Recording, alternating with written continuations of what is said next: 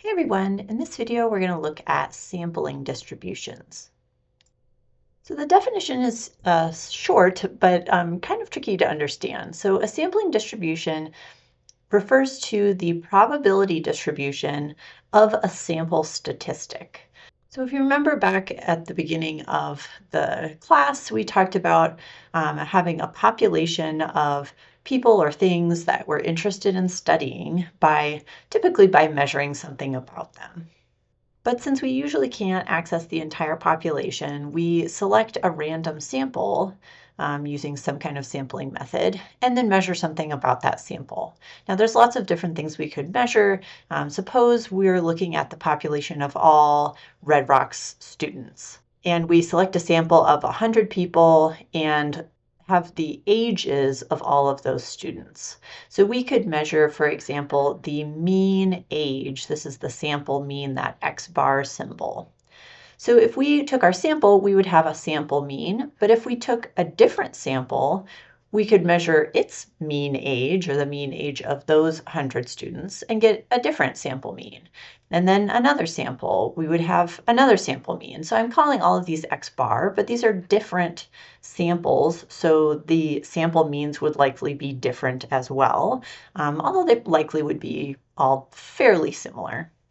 So the sampling distribution is looking at, if we did this over and over and over and over and over, looking at random sample after random sample after random sample, and made a little graph of the distribution of these X bar values. So I'm imagining sort of a histogram where the horizontal axis of this histogram is all of the different sample means. So these would be different ages in this example. And then we have the frequency as our vertical axis, and we're looking at what is the distribution of those sample means. In this case, I would expect them to be, relatively normally spread. We'll look at more details of what the sampling distribution will look like. But where is the peak? What kind of shape does it have? How spread out are these values? Those types of questions. And in this example, I'm thinking about measuring a mean from each sample, but we could also measure other things about the sample, like a sample proportion. So say you were doing political polling and you sampled a bunch of people and asked them if they were going to vote for or against a particular ballot measure. So you might be measuring a proportion of the sample of people who said yes or something like that. So in this case, again, we are looking at different sample proportions from different samples, and what would that distribution look like if we could plot all of our sample proportions on the horizontal axis and see the frequencies of different values. What kind of distribution might we see there? We could also do the same thing with sample medians or sample ranges or sample standard deviations, right? Whatever kind of summary statistic we could measure about a sample, we can say, what is the sampling distribution? How are those sample values distributed? If we looked at those values from many, many, many, or in theory, all possible random samples from the population. So I'm going to look at a visualizing tool using a computer. In practice, when you're doing statistics, you typically would not take multiple samples because sampling, especially people, but any kind of sampling usually takes time and money and energy. So we can simulate these sampling distributions by using a computer program. And I'm using this website, staplet.com. And this is the specific Staplet application for sample distributions. So I'm at this staplet.com website here, and I'm looking at a sample or an example population. This population is skewed. We see sort of a histogram or a distribution of the population that shows a peak between 0 and 2 on the horizontal axis and a long right tail going out, tapering down towards about 16. And it says underneath that the mean of this distribution is 3. So that would be right about here. That's kind of the balancing point of this figure. And then the standard deviation is about 2.5. So this is just an example distribution. One example set of data that might be close to this is, for example, waiting times in emergency rooms. So most of the people are waiting, 2 hours or less. Some decent proportion between 2 and 4 hours, and then less between 4 and 6, and then we have a few people waiting much longer than that. So if this is our population, I want to look at taking a random sample. So I'm going to start with a random sample with size 10. So we're randomly selecting 10 people or waiting room times from this population. And this is the random sample generated. So we see some little dots, a bunch of dots in between 0 and 4, and then one over here at about 8. It says that the sample mean from this sample is 2.686. So among those 10 people, the average wait time was 2.7 hours approximately. Now if I scroll down on the page, we have another number line here. It's another dot plot that represents the sampling distribution. And right now, there's just one dot here, and that dot is the sample mean from this first sample. So 2.686 is on my dot plot. If I select another sample, we see another set of dots on the sample data number line. So in this case, we get most of the dots are between about 0 and 2, and then 3 of them are kind of spread between 2 and 8. The average here is 2.24, so a little bit lower than the first sample. And we now see on the sampling distribution dot plot, we have one new dot at 2.24. I can select another sample. I get another sample mean. In this case, I get 3.341, and then another, and then another. If I keep sampling over and over and over and over, we're seeing different samples of 10 values pulled at random from the population showing up in that sample data number line. So we're seeing those dots kind of shift all over. There's occasionally a few towards the right-hand side, but most of them are in the 2 to 4 range like we saw in the population. And then we also see all of these sample means kind of piling up. So in my sampling distribution at this point, I've seen, I don't know how many samples I've taken, but a couple dozen samples maybe. Most of those sample means are between 2 and 4. We have a few above 4, a few below 2. So the sampling distribution is really ideally the distribution of all possible samples. But if your population is any decently good size, the number of possible randomly selected samples you can have, distinct possibilities, is just astronomical. So in practice, you can't really generate all possible random examples, but if we do this enough, we can see some patterns in those sample means. So I'm going to quickly select 100 random samples. So it's doing this all in the background. We're not seeing all 100 samples showing up, but now I have a whole bunch of dots in my sampling distribution dot plot. And I'll do this a few more times, maybe aiming for like 1,000-ish different samples.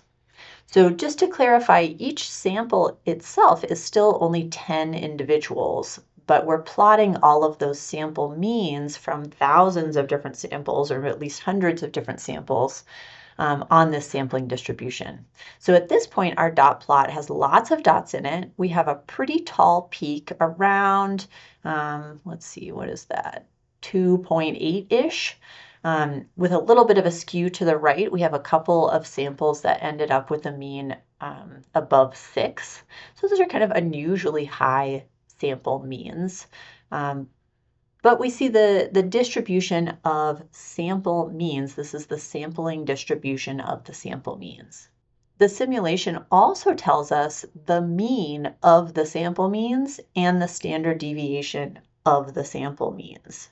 So when we're talking about sampling distributions, when we do this repeatedly sampling some kind of sample statistic, whether that's a mean or something else, from many or all different possible samples, we want to know, one, what's the shape of the distribution? So in our example, we saw something that was fairly close to a normal distribution, but with a little bit of a skew right. But depending upon what sample statistic we're looking at, we may see different results. Another thing we want to look at with sampling distributions is what is the mean of the distribution? And How does that tell us things about the population? The notation that we use for the mean of the sampling distribution looks something like this here. So we use the variable mu to represent population mean, and then we use a subscript of whatever sample statistic we're looking at. So for the mean example, the mean of the sample means would be written as mu sub x bar. If we were looking at the mean of sample proportions, for example, we would look at mu sub p hat. So p hat represents the sample proportions. Or if we were doing medians, we don't have a symbol for the median, but we might say something like mu sub median or something like that. So we're denoting the mean of the sample statistics. And if I look at the mean of our sample means from the example calculations we are looking at, the mean of the sample means is 3.019 in this case. And this is very close to the mean from the original population. Our original population mean was 3.019. This is very similar. In general, if you look at sample means from many different samples, each individual sample mean will fall somewhere kind of close to the population mean, but there will be some variation there. But on average, they should average out to be the population mean. In symbols, the way we would write this is mu sub x bar equals mu, meaning the mean of the sample means in our sampling distribution is the same as the population mean. This is not true for all possible sample statistics. So this is true for means. And that makes means what we call an unbiased estimator. This is also true for proportions. So we could say something like mu sub p hat, so the mean of the sample proportions, equals p. P represents the proportion from the population parameter that we're sort of estimating with our samples. So this is true for means, it's true for proportions, it's also true for variance, which is the standard deviation squared. But this isn't true, for example, for ranges, for medians, or for actually the standard deviation itself. So those measures are still something that you could measure from the sample and look at the sampling distribution, but we will see that the average of all sample ranges, or the mean of the sample ranges, does not match the population range. Or the average or the mean of sample medians does not always match the population median. The range is the most biased of all of these in this sense, and that sample ranges will differ quite a bit from population ranges. But this is an important characteristic of this sampling distribution, because only for unbiased estimators are we able to consider sample results as being kind of predictive of the population.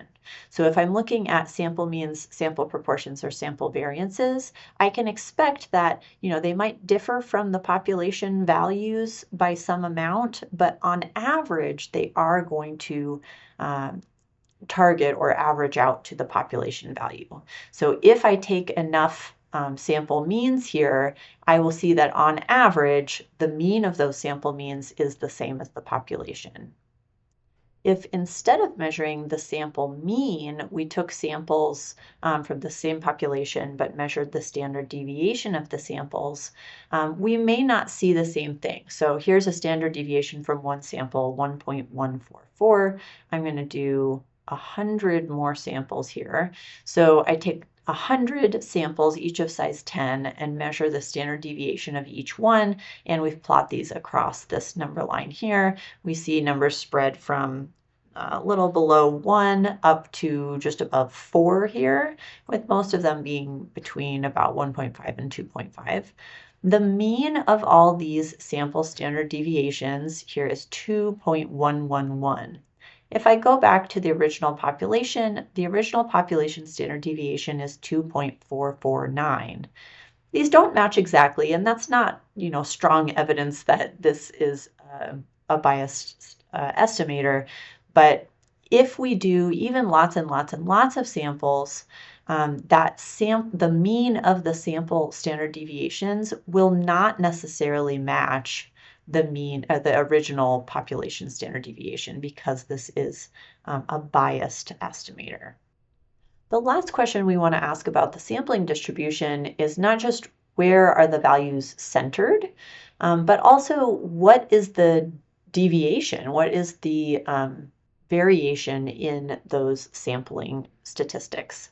So the way we would write this is with a sigma for the population standard deviation symbol, with a subscript of whatever we're measuring. So if we're talking about sample means, sigma sub x bar represents the standard deviation of the sampling distribution of sample means, which is just quite a mouthful. So coming back to our simulation, say we were looking at sample means again. I'm going to get a whole bunch of different sample means. So we know that the mean of the sample means is going to be right around close to the population mean. In this case, for all of these different samples, the mean is 2.965. That would be the mean of the sample means. The standard deviation of the sample means is 0.77. This does not match the standard deviation from the population. We'll see in the next video about the central limit theorem how we can know what standard deviation we see here, or how much variation we're going to have in these sample means. This is related to the size of our samples. So for a sample size 10, the standard deviation, or the variation in our sample means, is going to be fairly substantial. But if I changed my sample size to something bigger, like we'll go extreme and go 1,000. So here's one random sample of size 1,000. If I do a bunch of these, we see a big difference in the sampling distribution.